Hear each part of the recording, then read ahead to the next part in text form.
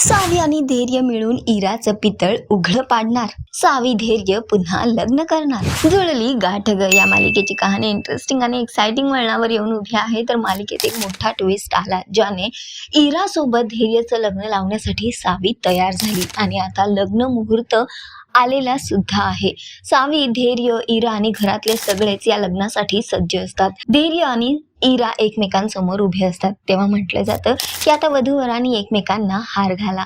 पण तेव्हा मात्र धैर्य इराच्या गळ्यात हार न घालता सावीच्या गळ्यात हार घालतो आणि हे बघून सगळेच हैराण होतात. इरा सुद्धा शॉक्ड होते आणि त्यानंतर मात्र सावी खूप खुश होते आणि धैर्य म्हणतो की सावीच्या बाबांना इराने डांबून ठेवलं होतं. आणि त्यानंतर सावी इराच्या सनसनीत कानाखाली वाजवताना दिसते आणि तिला विचारते की माझ्या बाबांबद्दल तुला कसं कळलं, तुला या सगळ्यात कोणी मदत केली. भास्कर, विलास आणि दामिनीच्या चेहऱ्यावरचे रंग उडताना दिसत आहेत.